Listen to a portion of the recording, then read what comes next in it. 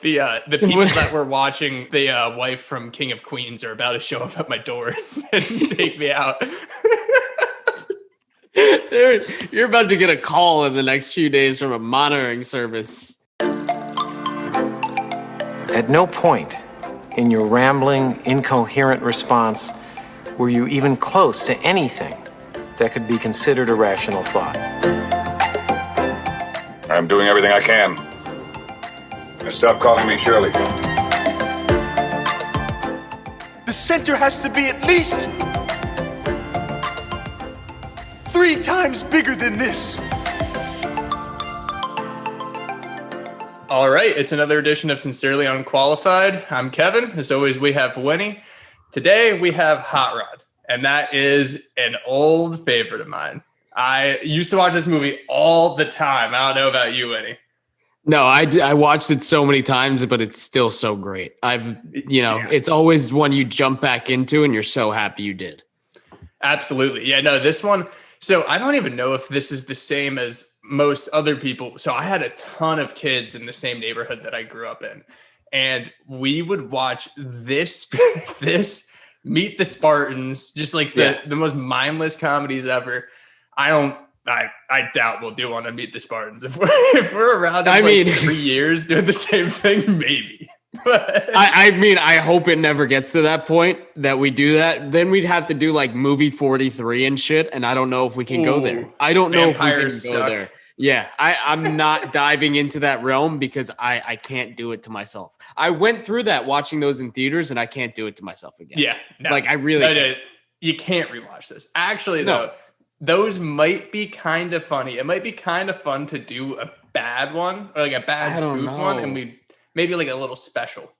Maybe that's because I feel like that'd be like, because they're so relevant to the time that they're in. Like Vampire Suck was heavy on the Twilight stuff. I mean, that's all it is. Yeah, exactly. It's making fun of the stuff that's going on right then and there. It's cool at the time, absolutely. But it's like watching an SNL skit from 40 years ago based on something that's going on right then and there versus watching one that's though. I mean, obviously, I'm saying like it's more geared towards what's going on at the time. And if you have no base of what the hell happened, then you're going to be so lost. It's like if you watch movie 43, which is from, I'm assuming like 2009. I mean, you're going to really, if you're like 12 years old right now, you're going to have no clue what's going on. No clue. No doubt. Yeah. No, I agree. I just, maybe a little special. Maybe we'll toss in a bad movie one, We'll toss it in. I feel like it would be a struggle to watch, but I'll do it if we need to. There might not be that much to talk about with those movies. I think that would be the issue. Hey, remember watching that? Yeah, I do. Okay, next topic. Like, that would be... 40 things you didn't know about Meet the Spartans. Yeah. Like that. Yeah, I don't think that's going to be in our future. But that would be a 1 minute special. Yeah. We're just off Thanksgiving though. How was Thanksgiving? How was it? Tell the people. Thanksgiving was great. I'm thankful for all of you. Thank you for being here. Thank you for doing what you do. We love you. We love you. We love you. We do, honestly. I'm thankful for people that actually decide to listen to our ranting about whoever is here. No matter who you are, I have love for you. And don't forget that. Somebody loves you. Maybe you've done some bad things. Yeah, we accept doing you. them while you listen to us, which is kind of weird to think about. Don't know about that. Mm-hmm. Yep. Let's maybe not. Past it. Yep. Okay. But yeah, Thanksgiving was good. How about you? Good. How's everything going? Good? Just good? No, it was good. I stayed back home. Wasn't home for the first Thanksgiving ever, but whatever. Something that I do want to talk about though. It's now we're after Thanksgiving. Yep. By the time you listen to this, maybe it is December. What do we do with Christmas movies and music? So I'm a big Christmas guy. I say day after Thanksgiving, you're good to go. Good to go. And then, I don't know. I try to hold off every year, but I think that especially this year, started early. You need some joy. I don't know. For me, it's like maybe wait until it's December. That's like when people immediately after Halloween will throw up the Christmas decorations. It's like, we got some stuff in between, right? Like there's a whole month that's just in the middle. Yeah. No, I mean, like people, this is actually something I do want to know, because there are always people that like, look, decorations, I think, are one thing. Music, I think, is another thing. Movies, too. Like movie podcasts, we got to talk about the movies. Yeah. I think you're definitely in the clear to watch your first Christmas movie the day after Thanksgiving. I think so. I think the issue comes if you're watching a movie like It's a Wonderful Life more than 3 times before Christmas Day. Yeah. I think that's where an issue comes from. Yeah, I mean, absolutely. If you're watching Bad Santa on repeat, then, maybe there's a little bit extra going on. Maybe there's something we need to talk about. But we might. I didn't even tell you this. I want to do Bad Santa as one of our episodes. First I'm hearing of it. But I mean, it's a Christmas comedy. So what I'm saying definitely. Is, like, look, day after Thanksgiving, you're far out enough. You're not going to watch It's a Wonderful Life or The Polar Express or something like that. You're not going too Great movie. You're going to go with the casual watches. Did I ever tell you I was at the premiere of Polar Express? You were at the premiere of Polar Express? Yeah, I was. It was fucking unreal. Saw it in theaters. How old were you? I was like 10 years old in New York City. We went to the premiere. Free candy. Can you imagine free candy at a movie? Fucking unbelievable. Did you believe in Santa? No. So there's a funny story behind that, actually. Spoiler warning, if you have children, which I'm assuming you don't, but if you have children listening, maybe not, unless you're our parents. So my grandpa, when I was like 7 years old, it was Christmas Eve. I'm running up the stairs. I'm getting ready to go to sleep for Christmas. And my grandpa's walking towards the steps, and he pulls me aside. And my little brother had just gone upstairs. He was like 4 years, or he's like 4 years old, probably. I'm like 8, 9, or no, yeah, it's somewhere around there, somewhere in that range where you're like on the cusp. I don't know what the cusp is. I'd say like 10, 11 is the 10 is, I think, like the upper bound. 10, that's like if you say, yeah, I did. All right. Let's say I was like 7. So he pulls me aside and he goes, I'm like, oh, Santa's coming, blah, blah. I'm running up the stairs. He pulls me aside. He goes, you still believe in that shit? And I'm like, oh my God, what the He's like, on Christmas Eve. On Christmas Eve. Way. I'm walking up the steps. On Christmas Eve? On Christmas Eve, I'm walking upstairs to go to sleep and wake up to the tree the next day. And he pulls me aside and goes, you still believe in that shit? And I'm like, oh God, okay, cool, great. Dude, that's awesome. So 7 crying. I think I want to do that to my eventual grandchildren if I have them, but not on Christmas Eve. That's too much. Like, I think it'd be funny just like, because look, they got to know at some point. Like, yeah, if you're getting up there, it's worth it to be like, yeah, listen, man. Like, come on now. Let's show you what life's all about here. Christmas Eve is crazy though. Christmas just Eve, insane. When I'm going to bed. Like I'm going to bed and I'm waking up with the mystique of like, who brought these? Who bit the cookie? Wow, this is unreal. And I go to bed instead crying, being like, they lied to me. You're gonna have visions of sugar plums dancing in your head, and now you're just thinking about how to take out Grandpa's walker when he's trying to go down the steps. I'm wondering how I can get him back. I'll just that's old bastard. I know. I'm just wondering what I can say to him. I'll be like, those cigarettes, you're taxed illegally on those. They tax put a little bit of arsenic in each one of his Marlboro Reds. All right, this is gonna get dark. Let's put some ricin in his cigarettes. All right. So that was one hell of a story, but let's go on. We'll move into the episode here. We have, as I said today, we got Hot Rod featuring the Lonely Island Boys. They're back, or not back at it. They're at it in this movie. So we have Andy Samberg, I believe Jorma Taccone. I really still don't know how to pronounce his name. Bill Hader, Danny McBride, Isla Fisher, Ian McShane, Will Arnett. I mean, the list goes on. Absolutely great cast. Came out in 2007. This movie, as we said already, was fantastic. It slaps. Yeah. Something that I would say is a quick flick take here is that something that I think was so great about this movie is fantastic plot. Moves along, no hiccups or anything like that. It tells a very good story, but it also is so bit heavy that it almost is like a live action version of like a Family Guy script. Like it's not like as eccentric and like just throw it in there as much, but there are little things throughout this movie that like it goes from the story right into this just outlandish, ridiculous thing. And they've built this world around it that it just works 100%. Yeah, there's some scenes that could be standalone sketches, and it makes sense because, you know, like these were heavy SNL guys. These were heavy hitters on SNL. Like and they were doing the digital shorts for the most part. Like, so like with sketches, you know, they're used to doing the produced, filmed, like film beforehand sketches. Yeah. I think this was their first film too. I think this was their first Lonely Island. Like, we're going to do this. We're going to transition from here to here. And that's where I think a little bit of the bits comes from, because they're working their way into this long film, but they have to throw a little bit of their, you know, typical stuff in there where it's the bits.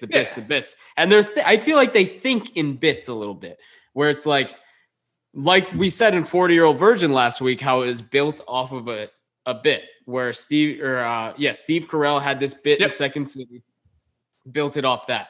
I feel like these guys had a bit. They had multiple bits in this, and they just worked from there to advance the plot, which is awesome. Yeah. They obviously didn't start the same way, but I think that would be the difference. So like, Steve Carell started 40-Year-Old Virgin from one sketch, and then they just blew it up into a movie. I think they had a lot of bits in mind that just kept working out, and they would add them even when they were filming. Like, they weren't in the script, but they were like, we're going to throw this in. We're going to try this. We're going to try this. And then you surround yourself with like Isla Fisher, Will Arnett, Ian McShane. Like, makes it very easy. Makes it Bill Hader, especially. Bill Hader, like Sincerely Unqualified Cinematic Universe. Welcome, Bill Hader, to the scene. We love this guy so much. Bill Hader, I want to look back. I think it's been every movie. It's been at least, I'd say 80% of the movies he's been in. 80, but for sure. He's a difference maker. And it's so evident that he's a difference maker. Like, even on SNL, you knew when he was doing all of his sketches. Oh my gosh, what is the name of the one where he's like the Stefan? Yep, Stefan. Yeah. I mean, he is a difference maker wherever he is. And in this movie, again, he shines. He's part of our cinematic universe, and there's no better reason for it. Like, you can't get better than that. Yeah, no, I absolutely. I'm thinking, so we had the universe, but then we forgot to mention the coup drone after Easy A. But I definitely think, out of all people, so another one I actually didn't even say in the actor list, Danny McBride. Oh, yeah. Danny McBride, I don't know. I think he exceeded the coup drone a little bit. I think that he went a little above it because that dude was just yelling a lot. Movie. Yeah. Oh, my gosh. Okay. So when he just hits the guy, starts beating the guy with the traffic cone. I've been drinking great tea all day. He is out of the coup drone. That's the McBride. Like, that is... Yeah, that's the dumping level. Trash on a neighbor level. On a neighbor whose thing you hit. Like, let's be honest here. You hit into it. It was so funny. Like, the look in his eyes, he was just ready to go. He was just I go to church every Sunday. You're gonna bring the demons out of me. Just so good. Those lines might come up later. I'll say that. I mean, so there's that. And then aside from it being, you know, a very bit-oriented movie, which it is, it's very heavy bit-wise. Yeah. But there's a string throughout. And it's seen when they're kind of going from birthday party to birthday party to birthday party. You know, they're just trying to one-up each other. Or they're trying to one-up the stuff that they've done before, which in itself is a bit.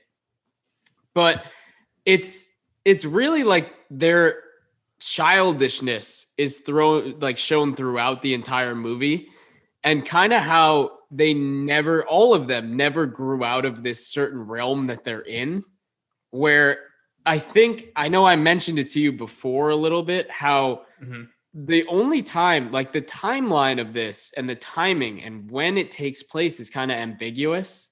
And the only time we see a bit of, you know, when it really takes place is when Will Arnett comes in with like the new Corvette and the city attitude. Because aside from that, it's all like, you know, they could be in the late 80s, mid 90s with their clothing, the way they're dressed, even the bar they go to where he asked the girl out, and it's just like the takeout food. They're all sitting at benches. Nobody has phones. Nobody has any of that. It's really just in a weird spot where you can't tell when it is at all. Even their house too, like their house, very, very dated, like furniture and all that stuff. And then, you said that before, and it never clicked with me that once Will Arnett comes in and is just a giant douchebag, then you're like, okay, this is the only person that hasn't really, who kind of grew up, did the whole thing, is looking at money as success. So everyone else is kind of doing the thing that they've always wanted to do. And obviously Isla Fisher is like also very grounded. She's not quite like them, but she fits in well enough because she's still kind of, she appreciates it. And that's a line in there that I think is a huge kind of nod to how this movie actually, like, kind of why they are the way they are and why it's admirable, is because you have this whole group of people, but they just do what they want to do. Exactly. So like, it's funny because I feel like most people looking at it, it's like, you can look at it as childish, or you can look at it as them like living the dream. Exactly. Like sometimes living the dream isn't so sexy in it. Sometimes it's like, you got to live with your parents, but you know, I was going to say he's pretty happy, other than when, you know, when he figures out everything about his dad. Yeah. It's depressing. And even then they were like, he was like, oh, does Kevin know? And they're like, yeah. His mom's like, yeah, we told him, of course.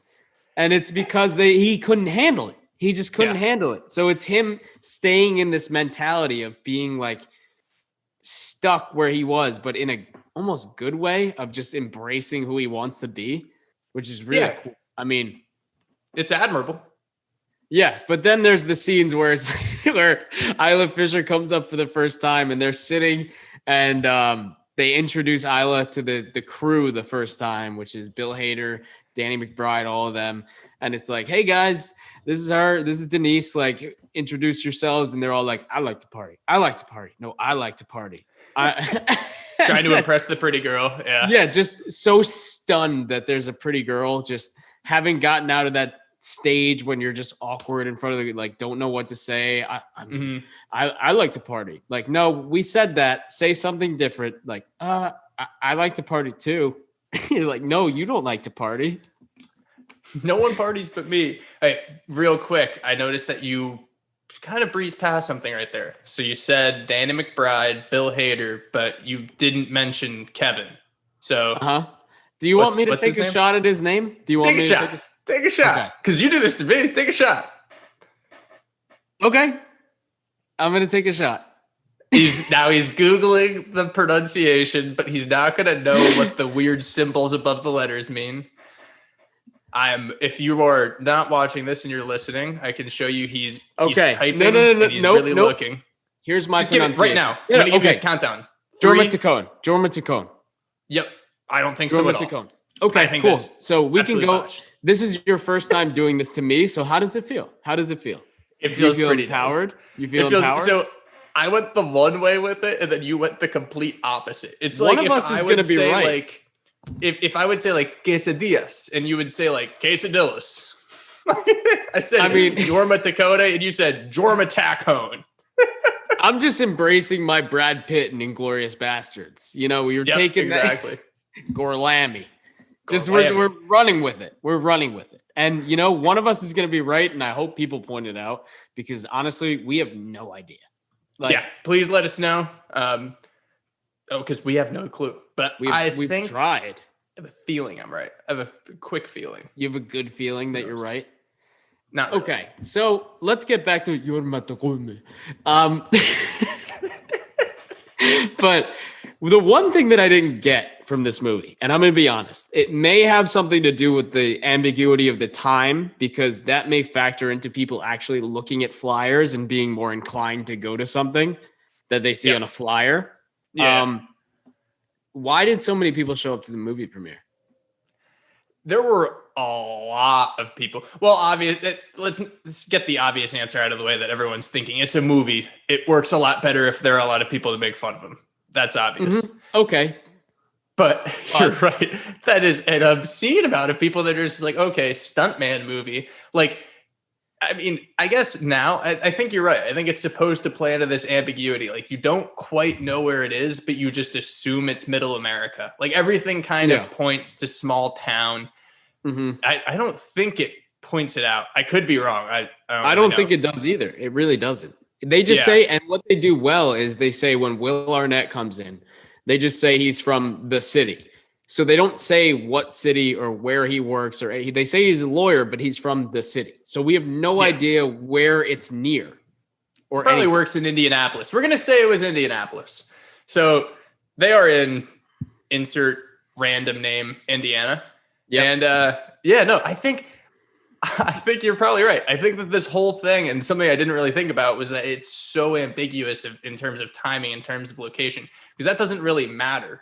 Like, it obviously we know when it takes place, but I don't think it really matters so much.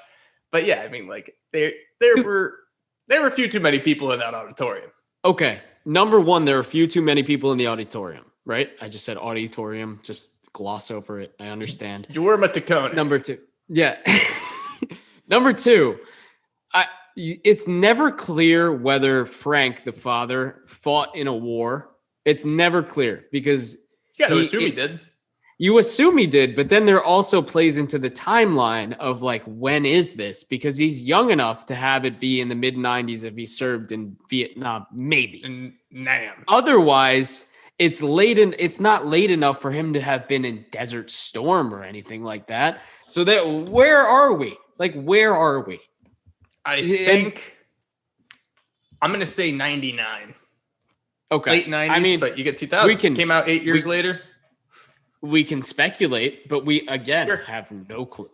And that's okay, because I don't think it matters. I don't think it doesn't matter. But it's cool.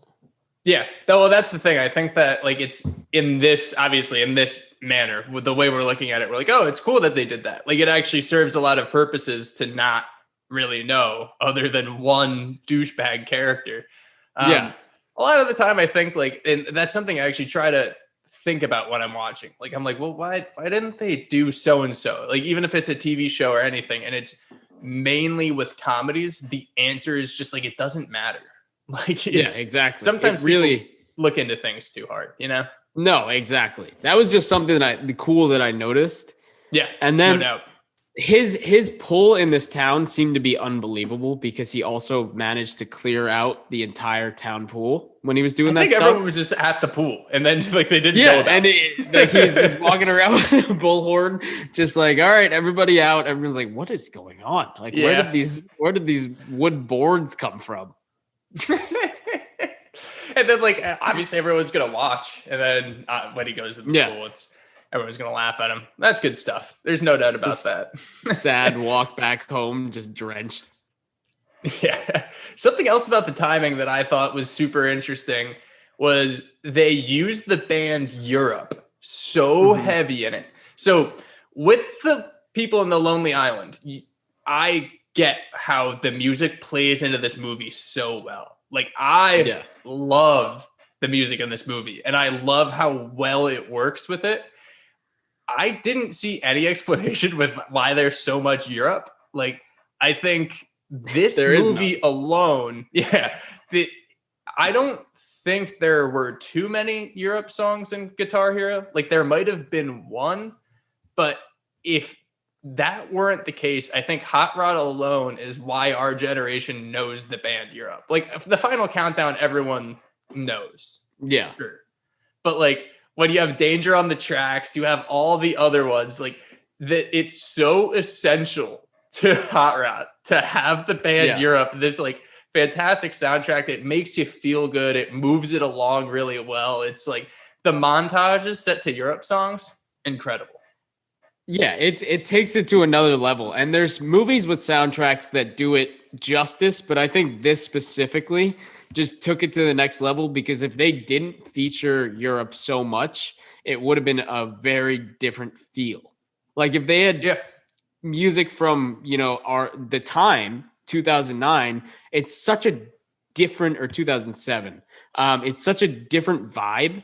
Like it just made no sense. And it works so well to just either get you hype or just get you, in the zone for these stunts that are about to occur. It is great, like, because it's not heavy or anything. It's not like, oh, I'm about to see this crazy badass stunt. It's like nice and light.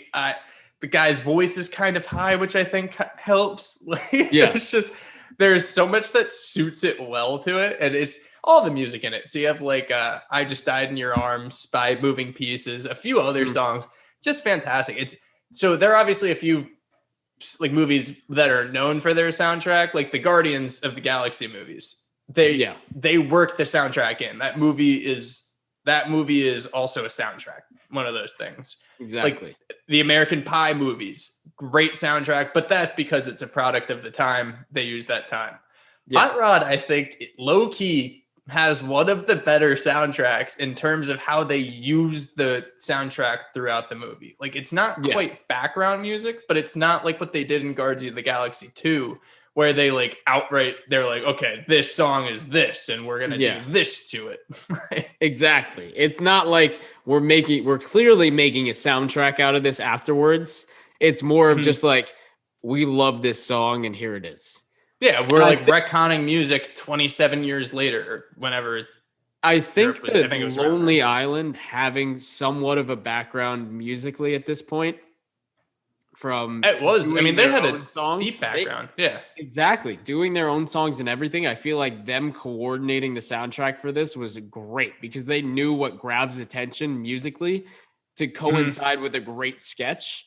And I think their minds just worked to it. They were like, all right, we need this. We need this. I can see them working together being like, Europe. Absolutely. 100%. Yeah. That's something that there's no doubt about it. When you have these people in the room together, music is going to come up in the movie and it's going to do well with it. And if there's anything I'm a sucker for, it's good music in a movie. I love when they actually take the time and just develop the music throughout it. Mm-hmm. Hot Rod does it so well. And that's something that I feel like you don't really think about when you're 2017, when, if I'm like 13 years old watching it and I'm watching this movie, I'm not thinking like, oh, nice, they really use Europe on this. But upon rewatch, it's like, that's why these scenes are so fun to watch, because they have this music on in the back. Yeah, it's for the appreciation of the people who understand. And afterwards, you're just like, especially on a rewatch, I was just like, God damn, it's hit after hit. It's just like, and honestly, with the Footloose scene too, like I was watching it, so it was before the football games today on a Sunday, and I literally, like, it was just my fiance was half paying attention, she was on her computer or whatever, and I just got up and started doing the dance with him. I was like, that's just because this music's so good. Like I know an easy way to do it. Like mock Footloose, who obviously also needs a great soundtrack. It's Footloose. Yeah, it's about dancing. That'd be like Dirty Dancing or what is it? Stomp the Yard having a really bad soundtrack. You said Dirty Dancing, or what is it? Stomp the Yard. Like Dirty Dancing and Stomp the Yard are even close to the same movie.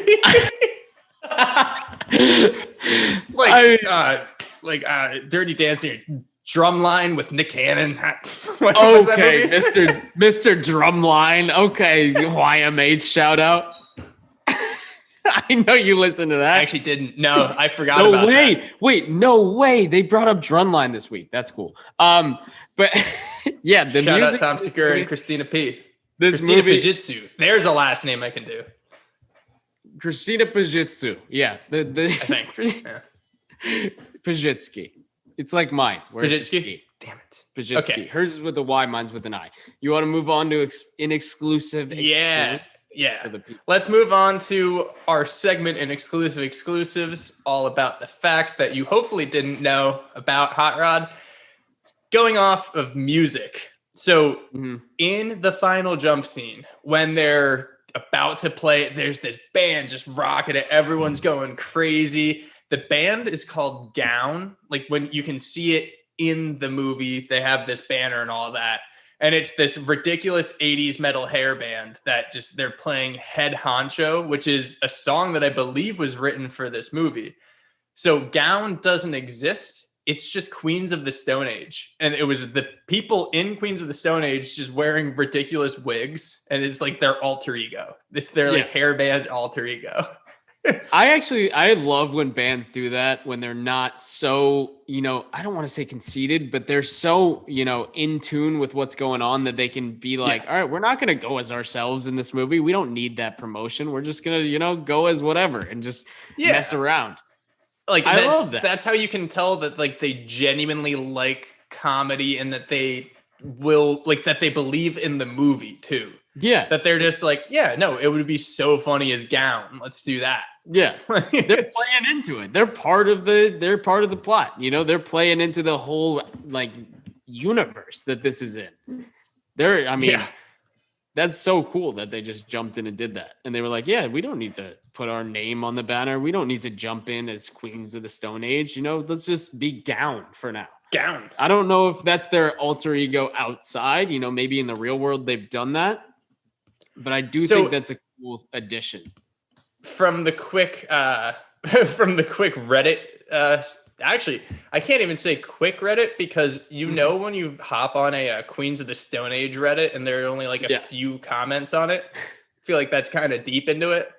Someone said it was their alter ego, but I didn't see anything about them also doing Gown and other stuff. So like when you look up Head Honcho on the internet, it just shows something from Hot Rod. So it does lead me to believe that it is for Hot Rod. It's solely for this movie, which is awesome. Yeah, I love that. I mean, the band did what they needed to do, and they, it was a great little addition in there at the end. No doubt. To the whole AM radio broadcast really contributed there to the ratings. Yeah, because they needed the music because they weren't FM. Yeah, no, seriously, that's another thing. Like just with Europe, like that it's good mood kind of like progresses it along. Literally, when they sing Head Honcho and the crowd goes, oh, like you're doing it too. Yeah. If you're sitting there and this movie and you weren't like Head Honcho, no, then you're doing it wrong. You're in a bad mood that day. Lighten up. You got to watch it twice in a row and get yourself in the gear. Yeah. So I'm gonna go into the next one, which is writer Pam Brady, who was an original writer on the first seasons of South Park, which is incredible in itself, and was a writer on the Bigger, Longer, and Uncut, which is the South Park movie. So she's credited as a writer on the film. And the issue was the Lonely Island basically took the script in between SNL seasons and rewrote it to kind of fit their style because it was more suited. I mean, I'll mention it a little, I think, but Will Ferrell was supposed to play Rod. So mention them both together. So absolutely. Yeah, exactly. So basically Will Ferrell was supposed to play Rod, which is in itself pretty wild. And the original script was obviously tailored to Will Ferrell. Right. So basically what the Lonely Island guys wanted to do is not make it an impression of Will Ferrell. They didn't want it to be like, we're trying to be Will Ferrell, who actually got an executive producer credit on the movie. They didn't want it to be like, all right, here's us pretending to be Will Ferrell. They wanted it to be like, we're taking this and molding it into our own rather than taking a Will Ferrell script, which is so hard to do. Because imagine if you tried to take another Will Ferrell movie, like, I mean, even Kicking and Screaming and transform it into another person.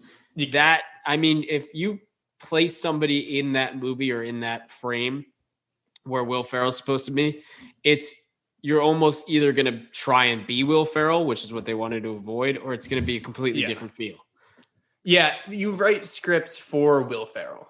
When Pam Brady wrote the script, there's no doubt that once Will Ferrell was like cast. It wasn't just speculation. It wasn't that he just did a table read. Like Will Ferrell was Rod in this movie. And then it kind of stuck a little. And then the Lonely Island people just ended up taking it over.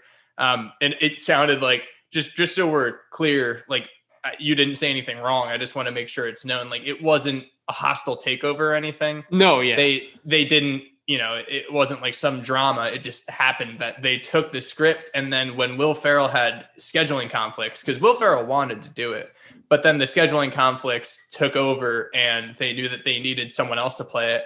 So when Andy Samberg realized he was going to play it, they needed to rewrite the script, because Andy Samberg is not Will Ferrell, and that's okay. Yeah. I will never say that Will Ferrell would have been worse in a role in a movie. Yeah. But to me, and this might be my nostalgic view on it because Andy Samberg's done incredible stuff from there, but Andy Samberg to me is Rod and Hot Rod. Absolutely. And I couldn't agree more. Yeah, it's perfect for him. Mm-hmm. And I think that the only thing to note there, it's not like you're looking at Andy Samberg versus Will Ferrell in this movie. You're looking at the Andy Samberg movie of Hot Rod versus the Will Ferrell movie of Hot Rod. I'd be interested to see the original script that was the Will Ferrell version and see how it changed, but they definitely spruced it up to be more Andy Samberg geared. I think that might be why there are so many bits in it, because when they took it over, they basically had source material to work off of. It's like that they had the book and that they're adapting it for a movie, but they needed to Lonely Island it. So they basically, they took this existing script, formed it for Andy Samberg, but then they were like, I think that's how they were able to get it so bit heavy, but have it still work, because not like the work was done for them. They had to rewrite the script. That's a lot of work. And it's a lot. Yeah. And for all we know, it's a very different movie, but probably not so much. Especially to be in between SNL seasons while they're filming it. So they got the script, which was crazy. They got the script in 2006. They had the script in 2005, reworked it, started filming, and then were done by 2007. So they filmed it basically they reworked it and filmed it in between SNL seasons. So that could also be a reason why it's very bit heavy, where they were literally working on SNL for 2 years as they were, trying to rework the script and film the movie. The end tail of the movie, they filmed the whole movie in 2 months. Now, I'm not an expert on production and anything like that. I don't know if 8 weeks is a lot to film a movie, if it's average, but for this kind of movie, it does seem like that was pretty quick. That was a quick turnaround. Yeah. They finished filming 2 days before the SNL season. Like, they wrapped, and these guys flew back to New York from Canada and just were on SNL that season and were like contributing. Busy. Yeah. Busy. And they were working till 3 a.m. on SNL skits for, then they brought us the Lonely Island Greats. They brought us I don't know what year. I want to say that this was after. I don't know. But the Ooh, What You Say skit with Andy Samberg and Justin Timberlake, the Dear Sister. I don't know what year that was, but that had to be after. I mean, actually, I say had to be, but that's the old trick. Say it confidently and you're good. It was after. I have no idea. So we mentioned Will Arnett being a douchebag a lot. And we are also talking about this whole SNL thing. We have people that are tried and true in sketch and improv. Will Arnett himself is great at improv. So obviously, as we always like talking about, what was improv versus what was actually in the script in these movies. So there are a few things, and what Will Arnett did when it's almost his most memorable thing. It's not like he developed this fantastic monologue. No, he just started screaming, "Babe, babe, no wait, babe, babe, no wait, babe." All he was trying to do was just crack everyone up on set. And that's where the genius comes out in all of these people is once you're able to just do something to crack people up, as long as it's on character, obviously, as long as it's not Will Arnett doing it and it's blanking on his name, but it works so well, and you just need to have the foresight to put it in, and they absolutely did. So we had that, we had the babe thing, and then something that was in the script but got expanded on was Cool Beans. So when Rod and Kevin just say cool beans, and then it turns into this whole weird song that literally looked like someone made it in it didn't look like someone would make it in like iMovie in 2007, but it kind of made it look like someone made it in iMovie in 2007. It was back like and first forth. Cut, it was like Premiere Pro. Like that was the original Zed song. Like that was just like Zed heard that and he was like, I got to make music. Is that it? Is it in any EDM mixes? I feel like it has to be. I don't think so. I really don't think so. But after, rewatching and after this, blows up, we're going to hear it in the next Two Friends Big Booty mix. Yeah. We'll send a suggestion. Or Fonabo, if you're listening, get to it. Big Booty Bumble 21. Big Booty Bundle. Just cool beats. Boom, boom, boom. It's going to be in the next mix. Yeah. Yeah, I feel like that was one EDM. More, though. One more with the improv is that, and this is something that I actually think I was able to point out, like, that has to be, is when they were standing there and they were like filling the pool and then they were he rings the bell and then they just start all going boom from like different ways doing the bell noise. They were just like, it basically were just told like, just do whatever. Like, yeah. You guys got it. Felt like that was a genuine reaction from Isla Fisher too. Like it felt like she was standing there going, "What the fuck is going on right now?" Because they were all just going. It would have been hilarious if they didn't tell her. They were just like, "All right, everyone, let's just start doing this and then see how she reacts." It felt like they didn't though, and that's one thing with improv. I feel like there was the one bong, and then everyone kind of caught on because they were all either doing sketches or just like doing their own thing, and then it was just like. Bong, bong, bong. Like they just went with it. They just went, and she's like, "Okay, cool. This is a movie, right?" This is what we're doing. So, other unintended things that happened when making this movie, aside from the ad-libbing and the improv, was basically so the first scene, which is incredible in its own right, just brings you right into the movie, gets you going. Andy Samberg's stunt double, who jumped the truck, the ice cream truck or whatever it was, I forget what truck it was or how they got that truck there. Ice cream truck, right? Yeah, ice cream truck. Shaped like it at least. Yeah, his stunt double broke his leg doing that scene. Just straight up. Not surprised. Yeah, I mean, it looked brutal. Yeah, it looked awful. I can't believe it didn't break anything else. I literally thought that it was like they just kind of got a dummy in there. I didn't realize they just had someone send their back into a ramp and then fall however many feet to the ground. I genuinely thought it was a dummy because in other scenes in the movie, there was a dummy. Yeah. But then there's scenes that are like the rolling down the hill where you can't have a dummy do that. So it's down the mountain? Yeah, that definitely wasn't a dummy. Do you think they had someone roll down an entire mountain? It looks like there were different portions of the mountain that they had people roll down. Okay. But I think so a little production magic. It was like 5 feet, stop, 5 feet, stop. Okay. Like, yeah, I think it was that rather than like, it wasn't 47 actual seconds, which is how long it was, which is insane that they got away with having 47 seconds of falling, which is insane that they can have somebody falling for 47 seconds who are all like, this is great. This is fucking awesome. Good stuff. Good fun. Yeah, that was some movie magic right there. But going off of Sandberg's stunt doubles too, something that they had to do as well was they had to wear prosthetic noses when they were doing his scenes. And he actually... His schnoz is so large. Yes, I'm not going to call anybody out for it, but they admittedly had to wear prosthetics to do his scenes. But in some cases, he actually did his own stunts, which is great. I mean, whenever you can jump in and do your own stunts, why not? I mean, taking the page from Tom Cruise's book. You're not hanging off an AC-130 now and then, but doing some of your own stunts in Hot Rod, it's working your way there. You're jumping into a pool. Yeah, exactly. Yeah. You have to jump into the pool. Yeah, so you can jump off of a mountain and almost die. Like you remember that clip of the new one that's about to come out that came out about Tom Cruise? He flew off a mountain. He just straight up. Okay, so imagine if Hot Rod was real life. That's Hot Rod real life, except like Evel Knievel is doing all of the stunts. So Tom Cruise. So basically, Tom Cruise is Andy Samberg mixed with Evel Knievel.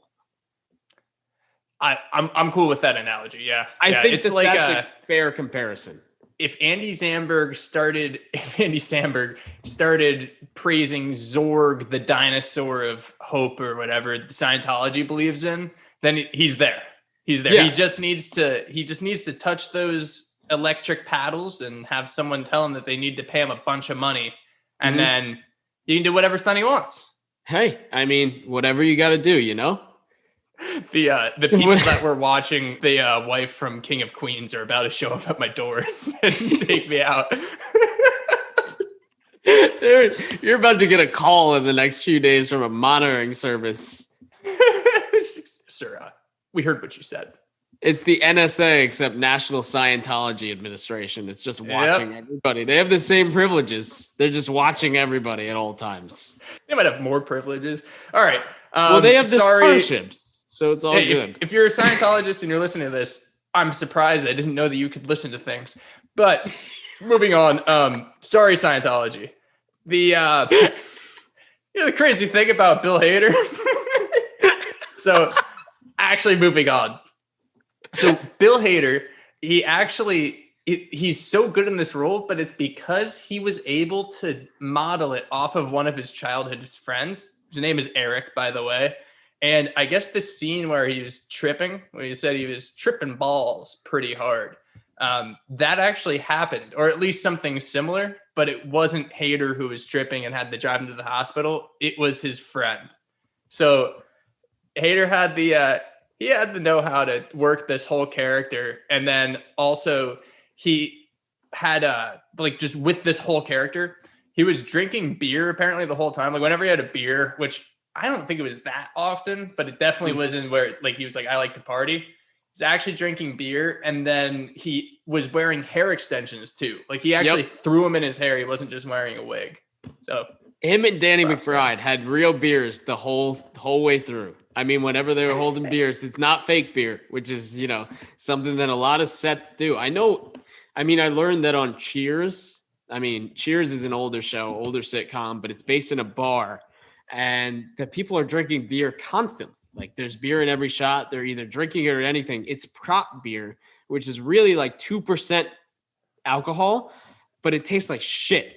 So there's prop beer, which still has alcohol in it. But for some reason, I mean, I understand if you have to drink a million beers for a million you have to do a lot of takes. Yeah. I mean, 2% is better than 6%. But still, I mean, if you can use the real thing, I feel like it's a little better than having to taste that saltwater BS. Yeah. Well, also like, when you're in Cheers and so when he said, by the way, kids, Cheers is an old sitcom from back in the day. I say that like I was around when Cheers happened. Absolutely not. I'm 23 years old. But in terms of what they were doing, like none of the shots actually, I don't think had them drinking in it. Like it wasn't the point of them drinking it all. So like when Bill Arnett's ordering, by the way, never heard of a flaming Dr. Pepper. Neither have I. I didn't know that was a thing. Yeah. The douchiest thing that you could ever do when you're on a double date with someone is order a bomb, whatever, like a Jaeger bomb, whatever. Like, get out of here. But Sully. Yeah. In terms of Sully, see your friend Sully. Yeah. In terms of in Cheers, if you're drinking constantly and you have that many takes, you want the 2%. Doesn't matter. Oh, absolutely. Yeah. And just for your information, kids, Cheers was the world premiere of Woody Harrelson. So it created a monster movie star. It also created every sitcom, one might say. Basically, Ted Danson, George Wendt. The list goes on and on, but great. Kelsey Grammer. We're going to list Cheers things. Yeah, I'm just saying. I mean, it's a great show. People sleep on it, but it's on Netflix if you want to plow through it. Really is a good show.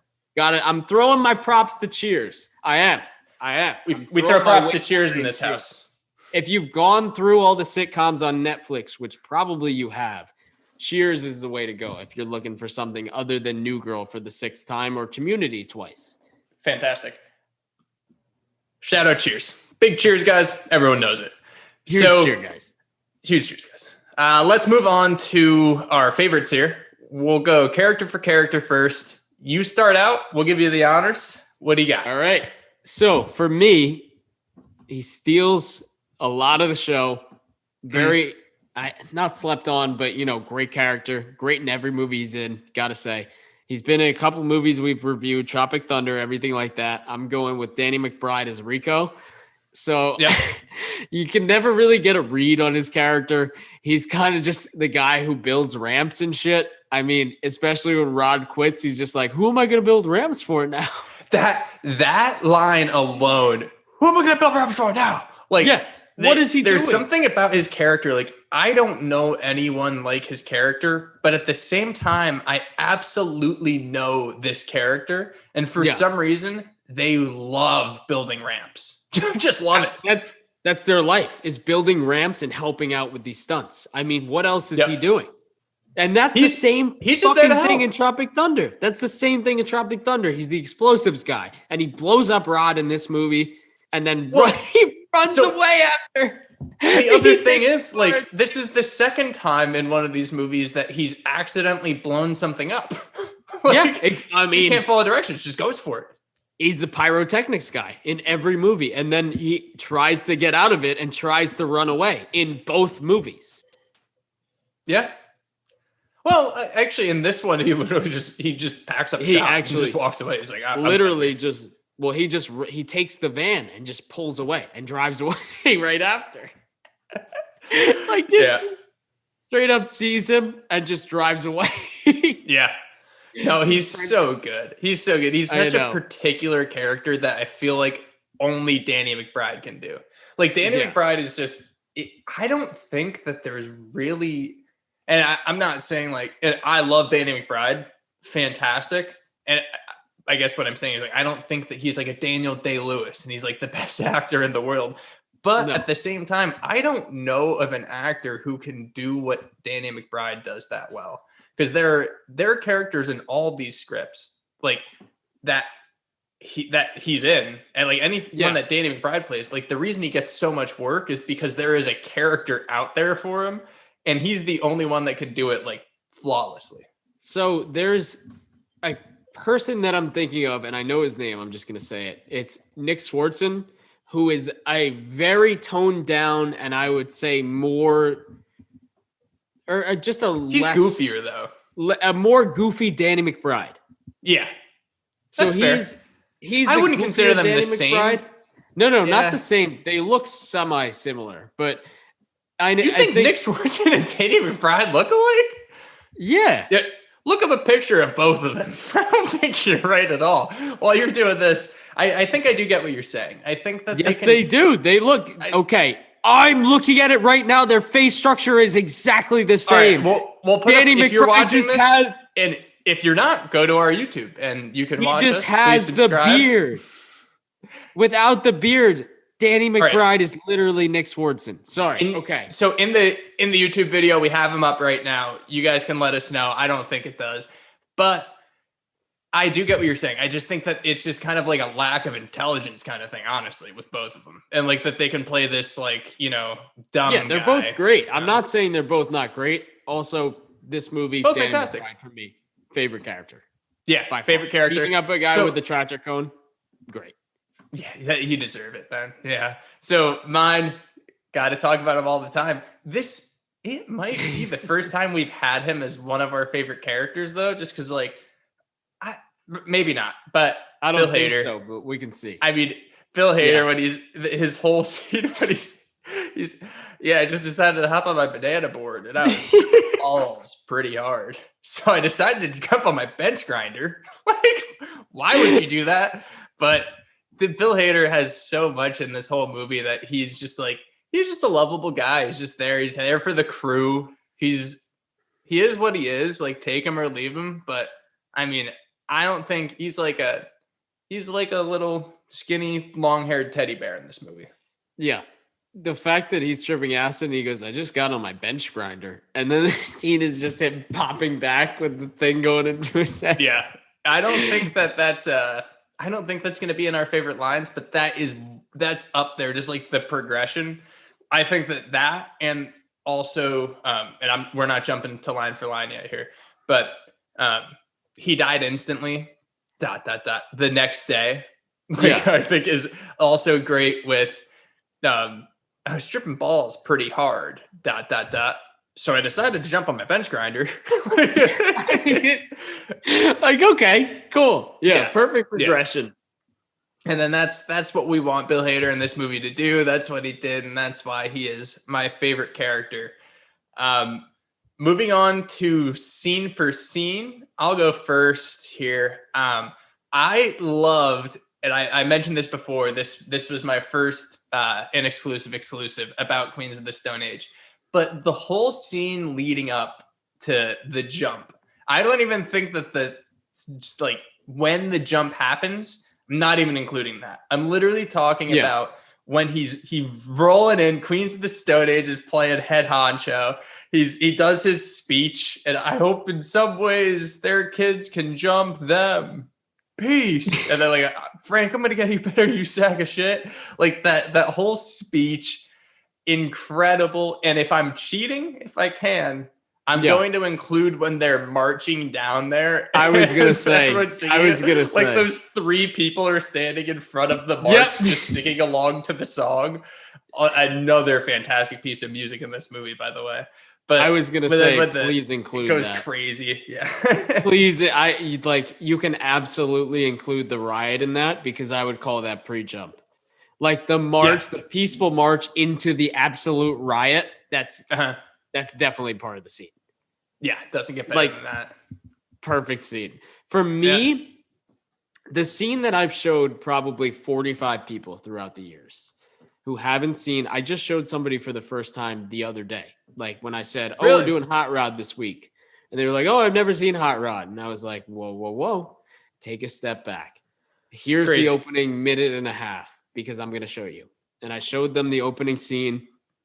It is like did you reinforce the takeoff ramp? No, we didn't have time. We didn't have any time. Just so unexpected to just, all right, Spirit Eagle. And then you're like, all right, where is this going? And he goes and flies into the thing, ends up throwing up. And it's just like, all right, we're here. Music starts. The movie. Yeah, just the music. Here's the opening credits. Here's the movie. I think that is the one of, if not top 5 best openings that I've seen. Especially if we're talking comedies, I would agree. Yeah. Just because I think that sets the tone 100%. Like, I mean, think about by the way, I feel like I'm Bert Kreischer saying 100% all the time this episode. 100%. 100%. Like if you think about him jumping over something and injuring himself, that's how it starts. And then that's how we end, basically. Well, we don't end that way. We end fantastically. But it just really sets like, okay, this is what the movie's about. This is what we're going to do. This is the brand of humor. Boom, in your face, opening credits. Look, this is what I'm going to pull it back to. I think that this could have been its own SNL digital short, where it's like, did you reinforce the takeoff ramp? They could have had a few more exchanges, and then he just crashes and pukes. Like, I'm going to bring it back to standalone. That could have been a standalone bit. Just the aspiring stuntman whose crew just fucks up on him. And it's perfect for bringing us into the movie. And he still does it anyways. Like, he's just like, and he's like, oh, okay. And the fact that you learn right off the bat, it's not like it's a dirt bike or anything. Like, he still has to pedal it. It's literally, it's a moped that he's pedaling, and it's so good. Before the jump, he gives him the motorcycle. He's like, we didn't think the moped had the power. Like, no shit, it's a moped. We'll move on to line for line here. Both, honestly, just fantastic scenes. I'll go first here, too. So someone who we need to give the honorable mention to for characters, because... So we had 2. We had Richardson. I don't think we're going to mention Richardson yet, so let's get him out of the way. Richardson, what a character. I mean, this would only have to be for the video thing, but his like dancing, that do. Yep. And then, like, you like what you see. His dancing, he's just like a random. See, that's what I mean in terms of bits. Like, Richardson is a bit. Yeah. It's just like his whole thing's a bit. Fantastic. But in terms of my line that's coming up, Barry Pasternak, the AM radio king of whatever town in Indiana that they're in, he has so many fantastic lines. And the one that I think is probably the best is he's on the broadcast. So obviously it's AM. You don't really know what's happening. You can't see anything. And it's just, do you like stunts? What about terminally ill stepfathers? If you answered yes to one or both of those questions, you couldn't have picked a better day to stumble upon KNER. Do you like stunts? What about terminally ill stepfathers? He's got such a get better than that. His delivery, whether it's voice acting, because we can't not mention that he's Morty's dad in Rick and Morty. He's been in so many other things, but he's a staple of his delivery is killer. Yeah. I didn't mention the actor's name, Chris Parnell. He's in Walk Hard, Anchorman, 21 Jump Street. Like what you said is just, he's a fantastic actor. And I think that you need someone like that to be able to deliver that line, because there's so much nuance to, do you like stunts? What about terminally ill stepfathers? It's so good. It's so good. So for my number one, it was a Danny McBride line immediately following the riot. So when they first get to the set of the stunt and they're all standing in a group and they're like talking about what just happened, kind of going over how the fuck that turned into a riot. And Danny McBride, while standing there holding a stolen TV, like standing there holding a very clearly stolen TV from the riot, he's like, yeah, it was totally messed up. It's disgusting how people would just take something good and take advantage of a situation. There was no time to do anything except just leave and hope that you're not hurt. And he's just standing there holding a clearly stolen TV from the riot. It's just so good. It's just like, he's so earnest about it too. He's just standing there just like holding it still. He's hugging it. He's like, there was no time to do anything except get out of there. Something I like equally on that is right after when Kevin's like, I did not like that. And Roger goes, no, Kevin, none of us did. They're just having like a debrief, but Danny McBride's holding a TV. Just a stolen TV. That was so good. So good. So I actually, I think I'm going to stick with this one. With this one. It's a good one. Something that just, it cracks me up when they're, when he asked Denise out and they're at that like weird, ambiguous, what time is it? I guess like food court or, restaurant, whatever you want to call it. And Kevin goes, wow, Rod, I can't believe she said, I think he says, wow, Rod, I can't believe she says yes. And he goes, you have only to believe if you wish to achieve, Kevin. That rhymed. Unintentional.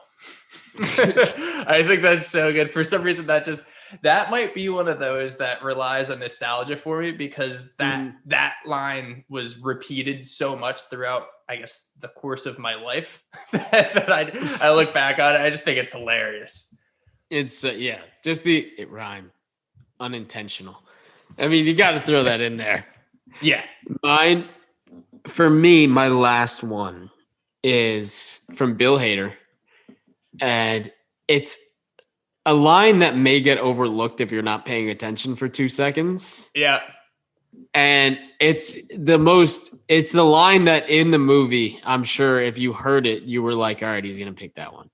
But like, there's certain lines in the movie that are just made for when I'm going to pick them. And this one is Bill Hader filling up the pool. And he just goes, pools are perfect for holding water, man. Trust me, I had that too.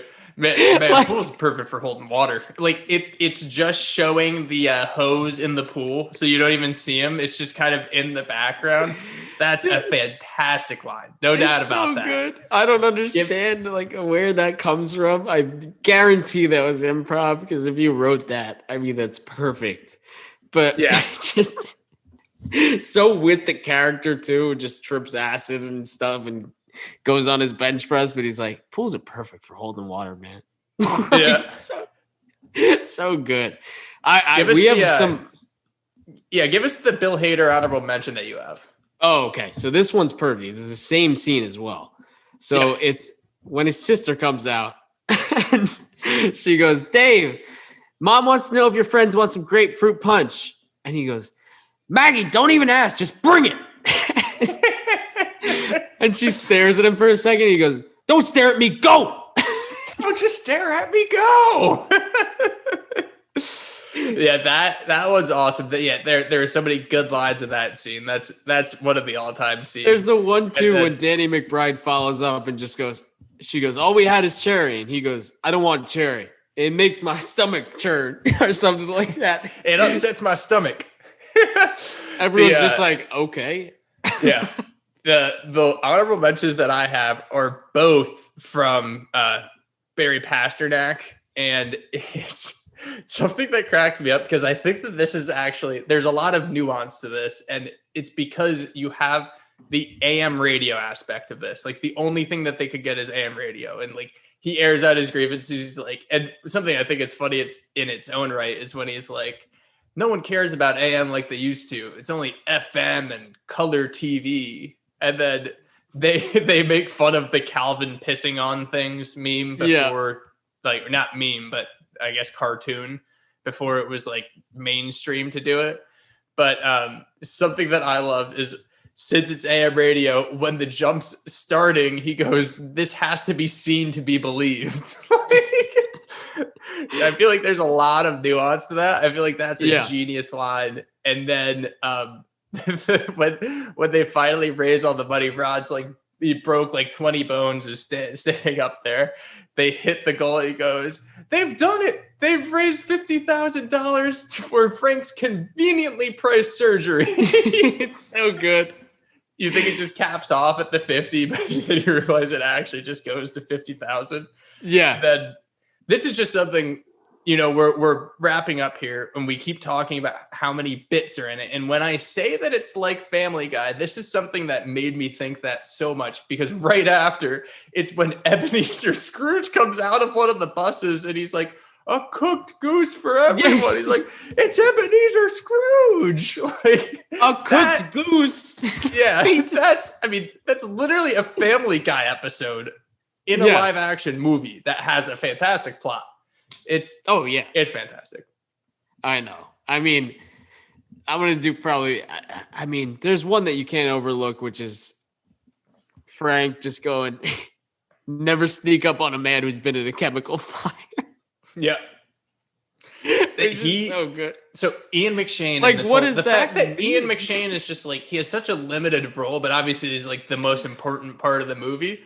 But like, there are just a few in there. And then to wrap up the pod, we'll talk about how fantastic it is that Rod finally gets to beat Ian McShane up with the shit yourself move. And then throughout the whole, like they're going through the neighbor's yard. Barry Pasternak's there, by the way, talking to his mom. The collar popped up. And Rico's the one that's narrating it. Basically, he's like, "Oh, there he goes!" Like, they're just beating the absolute shit out of each other. Finally, bests him. We wrap up. Fantastic end to a fantastic movie. Hopefully, a fantastic podcast. Would you like to say anything else about Hot Rod? If you haven't seen it, you should. And if you don't have Amazon Prime, you should get it and watch this movie, or pay like the Amazon Prime worth it. Yeah, the $2.99 is worth it. It's absolutely worth it for this movie. This one, more than a lot of others, is kind of turn your mind off and just enjoy. Like, absolutely. It's not quite like, okay, we mentioned the really shitty spoof movies. Like, it's not quite like that. It's fantastic, but it's also mindless entertainment in a good way. So absolutely. Yeah, if you haven't watched it, even though we spoiled a lot in it, it's not a big deal. Like you'll enjoy it either way. You're gonna see it and be very happy that you're seeing it, rather than us saying the lines, you're going to be happy that you're seeing the actual actors say them because it makes it so much better. So much better with every single podcast that we do. Yeah, we may or may not butcher some lines, and we're sorry. We apologize now. Since that YouTube comment, I made sure to go word for word, by the way. We're not trained actors. I'll give you that. But we are dedicated to getting that dedicated comedy, movie people. So we are. If you're still with us, please like, rate, subscribe, do all that good stuff. Follow us on social. We have all the links down in the bio or down in the description. We really want to start growing. Please tell your friends. That's really important for podcasts.